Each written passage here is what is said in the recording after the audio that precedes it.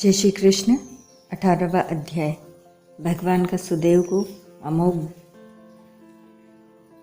अमोघ वर देना तथा धनुमुनि की कथा कहना। नारद जी बोले, हे तपोनिधि।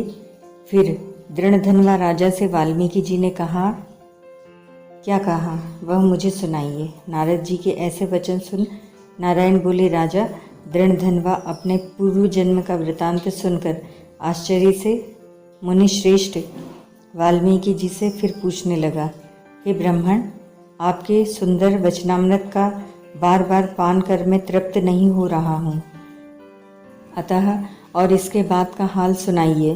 वाल्मीकि जी बोले, हे पृथ्वी पते, उस ब्राह्मण के ऐसे विलाप से दशों दिशाओं को गुंजायमान करते हुए असमय में होने वाले मेघ घिर आए।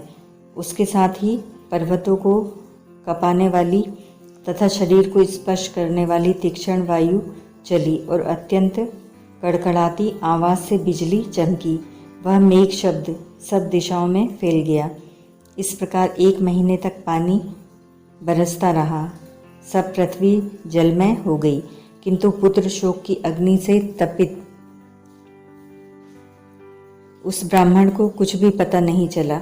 उसने अन्न जल सब छोड़कर हाय पुत्र करते हुए विलाप किया। वही 1 मास श्री कृष्ण भगवान का प्रिय पुरुषोत्तम मास था, अतः अनजाने में पुरुषोत्तम मास का सेवन हो गया। इससे अत्यंत प्रसन्न हो नवीन मेघ के समान श्यामवर्ण वाले वनमालाधारी श्री कृष्ण भगवान प्रकट हो गए। उनके प्रकट होते ही बादल छट गए। तब ब्राह्मण ने भगवान पुरुषोत्तम का दर्शन किया। शीघ्र ही पुत्र को पृथ्वी पर रखकर स्त्री सहित श्री कृष्ण भगवान को दंडवत प्रणाम किया। फिर हाथ जोड़ श्री कृष्ण भगवान के आगे खड़े हो गए। पुरुषोत्तम मास के सेवन से भगवान अत्यंत प्रसन्न होकर अमृतमयी मधुर वाणी से बोले, हे सुदेव शर्मा, तुम धन्य हो, बड़े सौभाग्यशाली हो। तुम्हारा वर्णन त्रिलोकी में कौन कर सकता है। हे वत्स सुनो, तुम्हारा भविष्य मैं कहता हूँ। हे ब्राह्मण, तुम्हारे पुत्र की आयु 12,000 वर्ष की होगी। हे द्विजोत्तम, यह तुमको निसंदेह सुख देने वाला होगा। मैं प्रसन्न होकर तुमको यह पुत्र देता हूँ। हे द्विजोत्तम, मेरे प्रसाद से तुम्हारे पुत्र सुख को देखकर देवता, गंधर्व और मनुष्य सब पुत्र सुख की कामना करने वाले होंगे। इस संबंध में मैं तुमसे एक प्राचीन इतिहास कहता हूँ, जो मार्कंडेय मुनि ने राजा रघु को सुनाया था। पहले कोई महामना धनु नाम के मुनीश्वर थे, जो पुत्र रूपी मानसिक चिंता से संतप्त होकर महादुखित थे। तब उन्होंने अमर पुत्र होने की इच्छा से महाघोर तप किया। 1000 वर्ष बीतने पर देवता प्रकट होकर मुनि से बोले, हे मुनिराज, हम तुम्हारे महाकठिन तप से बड़े प्रसन्न हैं। तुम्हारा कल्याण हो। जो तुम्हारे मन में इच्छा हो वर मांग लो। श्री नारायण बोले, इस प्रकार देवताओं के अमृतमय वचन सुनकर मुनि तृप्त हो गए। मुनीश्वर ने बुद्धिशाली और अमर पुत्र मांगा। तब सब देवताओं ने मुनि से कहा, मुनीश्वर, ऐसा तो पृथ्वी पर आज तक नहीं हुआ।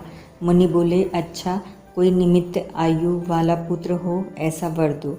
देवता बोले, निमित्त क्या है, यह स्पष्ट करें। तब मुनि बोले, यह महापर्वत जब तक रहे तब तक की आयु वाला पुत्र दीजिए। तथास्तु ऐसा कहकर इंद्र सहित सब देवता स्वर्ग चले गए। धनु मुनि के थोड़े ही समय में वैसा ही पुत्र हुआ। वह पुत्र चंद्रमा के समान दिन प्रतिदिन बढ़ने लगा। 16 वर्ष का होने पर मुनीश्वर ने उससे कहा, हे वत्स, कभी भी मुनियों का अनादर न करना। ऐसा उपदेश पाकर भी उसने मुनियों का अपमान किया। इस प्रकार निमित्त आयु के बल पर उत्पन्न हो वह ब्राह्मणों को सताने लगा। एक समय अत्यंत क्रोधी महेश नाम के मुनि श्रेष्ठ शालिग्राम का पूजन कर रहे थे। तब उसने शीघ्र ही शालिग्राम को उठाकर चंचलता से हंसते हुए जल से पूर्ण कुएं में डाल दिए। तब दूसरे प्रलय काल के रुद्र की भांति क्रोध कर महेश मुनि ने उस पुत्र को शाप दिया कि तू अभी मर जा।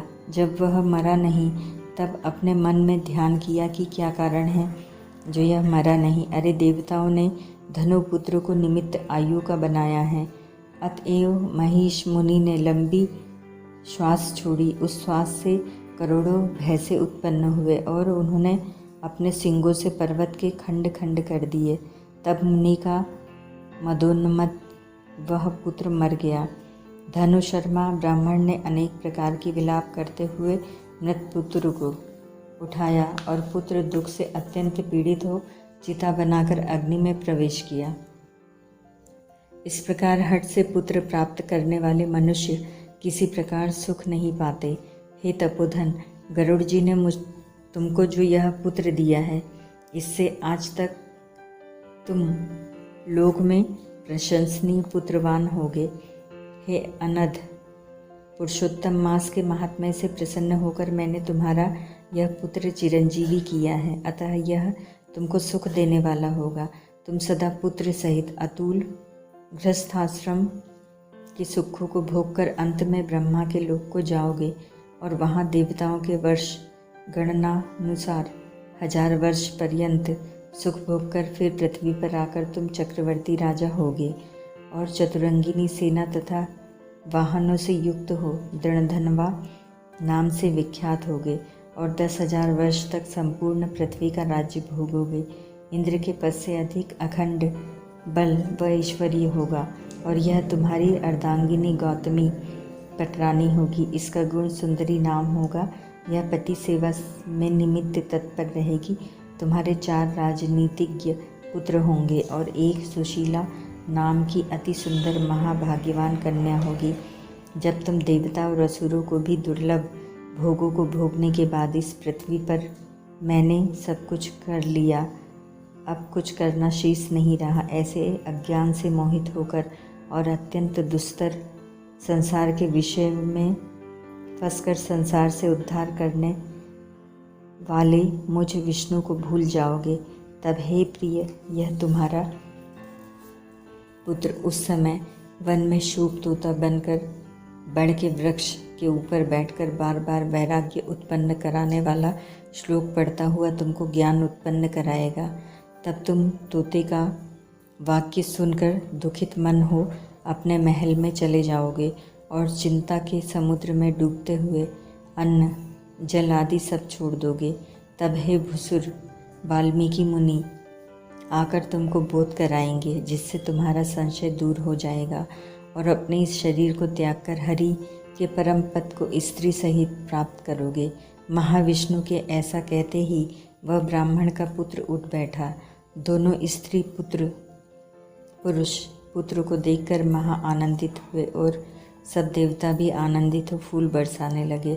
उधर शुकदेव ने उन माता पिता और श्री हरि को नमस्कार किया और पुत्र सहित ब्राह्मण को देखकर गरुड़ जी भी बहुत प्रसन्न हुए। तब ब्राह्मण आश्चर्य मुक्त हो श्री हरि को नमस्कार कर अपने हृदय जनित संदेह को दूर करने के लिए हाथ जोड़ कर भव भय भंजन से आनंद सहित गदगद होकर बोला, हे हरे, मैंने 4000 वर्ष तक निरंतर महाकठिन तप किया।